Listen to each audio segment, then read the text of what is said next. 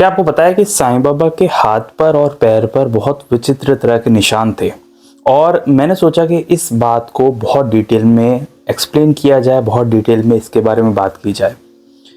अक्सर साईं बाबा जो हैं वो कभी भी अपनी हाथ की रेखाएं या अपने पैर की रेखाएं कभी भी किसी को नहीं दिखाते थे।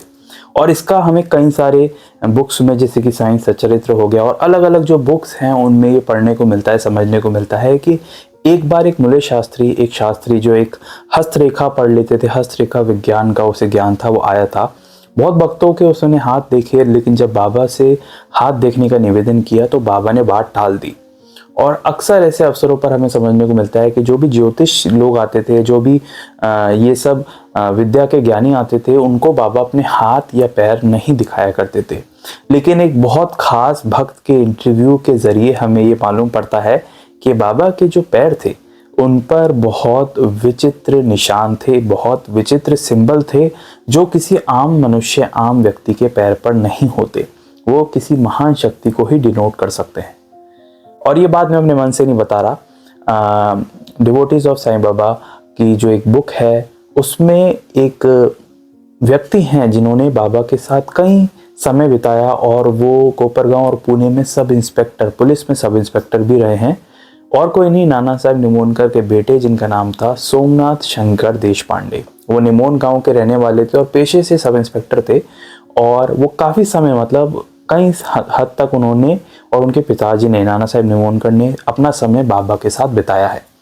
और जो सोमनाथ शंकर देशपांडे हैं वो 1936 के आसपास एक इंटरव्यू देते हैं जिसमें वो बताते हैं कि जो बाबा के पैर है उन्हें ठीक ठीक याद है कि बाबा का जो पैर था उस पर विचित्र सिंबल, विचित्र साइन थे। क्योंकि अक्सर बाबा उसको छुपा लिया करते थे, लेकिन उनके दिए इंटरव्यू के अनुसार वो बताते हैं कि बाबा के एक पैर पर मत्स्य का साइन था और जो दूसरा पैर था बाबा का उस पर धनुष का सिंबल था। अब ये दो सिंबल जब उन्होंने देखे थे, वो ये देखकर हैरान हुए थे। साथ ही साथ उनके मन में ये बात आई थी कि किसी भी आम व्यक्ति या इंसान या एक नॉर्मल व्यक्ति के पैर पर इस तरीके से निशान नहीं होते। और ये देखकर वो हैरान तो हुए ही थे, लेकिन साथ ही में उन्होंने ये बात हमारे तक शेयर की, जिससे कि उन बुक्स के माध्यम से, उस इंटरव्यू के माध्यम से मैं ये बात आप तक पहुंचा रहा हूँ। और इसी पे अगर हम फर्दर डिस्कशन करें तो बाबा ने कभी भी जीवन में अपनी हस्तरेखाएं, अपने पैर, या जो भी हस्तरेखा विज्ञान वाले व्यक्ति पढ़ते हैं, फेस रीडिंग करते हैं, वो सब बाबा ने कभी नहीं दिखाया अपना हाथ ना पैर। अक्सर बाबा इन बातों को टाल दिया करते थे। और इससे हमें एक चीज़ समझने को मिलती है, क्योंकि बाबा ये नहीं चाहते थे कि बाबा को कोई बहुत ऊंचा दर्जा दिया जाए, और बाबा एक नॉर्मल जीवन जीना चाहते थे। वो बात अलग है कि बाबा की शक्तियों से अपने आप जो लोग हैं वो मुंबई, अहमदाबाद, औरंगाबाद और मारवाड़, अलग अलग रीजन से बाबा की तरफ खींचे चले आए। लेकिन बाबा का हमेशा ये मानना था कि फ़कीरी अव्वल बादशाही। और बाबा ये चाहते थे कि वो सबकी मदद तो करें, लेकिन कभी भी कोई ऐसी चीज़ किसी के सामने ना आए कि वो व्यक्ति इस बात को फैला दे कि ये कोई आम व्यक्ति नहीं हो, और फिर जो है बहुत ज़्यादा लोग जो हैं बाबा के आसपास आ जाएं। लेकिन हाँ, 1910 के बाद ऐसा हुआ भी, बाबा के आसपास कई लोग आने लगे, लेकिन उसका पर्पस यही था कि वो बाबा से हेल्प चाहते थे, ना कि वो बाबा के बारे में ज़्यादा जानना चाहते थे। तो ये बहुत गहरा डिफरेंस जानने को मिलता है।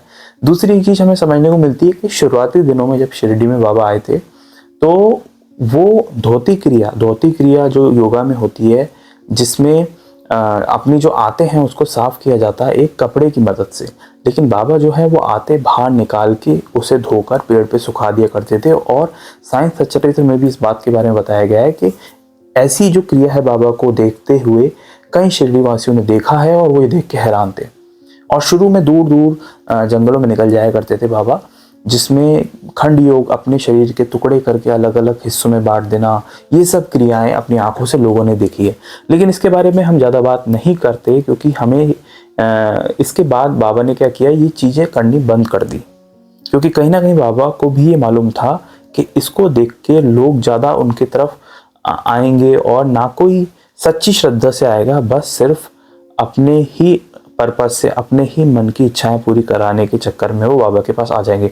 और बाबा के भी अपने कुछ रीज़न होंगे, जिसमें से एक तो मैं ये मानता हूँ कि बाबा हमेशा ये मानते थे कि हमेशा एक मैसेज दें कि जो फ़कीर है वो अव्वल बादशाही है, और फिर अलग अलग जो लोग हैं वो बड़े बड़े सिंहासन लेकर आएंगे जिसको बाबा यूज़ में नहीं करते थे। तो इस वजह से जो बाबा हैं उन्होंने कई हद तक जो क्रियाएं हैं वो शुरुआती दिनों में की, लेकिन उसको एक समय के बाद बंद कर दिया, और उसके बाद वो द्वारका माई और कहीं भी बाहर नहीं गए।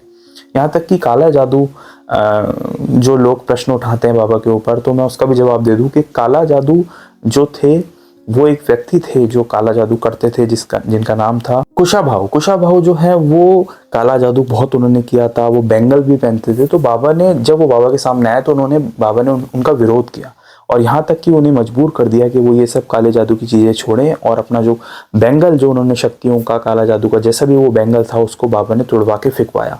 तो बाबा इन सब चीज़ों के सख्त खिलाफ थे, और कोई भी गलत मैसेज सोसाइटी में ना जाए जो इंसानियत के खिलाफ हो, इसलिए बाबा ना ही जाहिर तौर पे अपनी शक्ति का प्रदर्शन करते थे, ना ही वो इन काले जादू जैसी चीज़ों को बिल्कुल भी सपोर्ट नहीं करते थे। यहाँ तक कि कुशाभाऊ को तो उन्होंने द्वारका माई में घुसने तक नहीं दिया था। तो ऐसी कुछ कहानियां हमें जानने को मिलती हैं बाबा से जुड़ी हुई। तो उम्मीद है आपको ये बात बाबा के बारे में जानकर अच्छा लगा होगा, और इसी तरह ऐसी ढेर सारी असली कहानियाँ, रियल हिस्ट्री इस चैनल पर अपलोडेड है, जिसमें हम बाबा से जुड़ी हुई बातें करते हैं और बाबा के भक्तों से जुड़ी हुई बातें करते हैं। अगर आप इस चैनल पर नए हैं तो इस चैनल को सब्सक्राइब कीजिएगा, जिससे कि नई वीडियोस बाबा से रिलेटेड आप तक मैं पहुंचा पाऊँ। मैं बाबा से जुड़ी हुई कहानी पढ़ता रहता हूँ, समझता रहता हूँ और आप तक पहुंचाता रहता हूँ। मिलेंगे एक नेक्स्ट वीडियो में एक नई कहानी के साथ, तब तक के लिए ओम साई राम।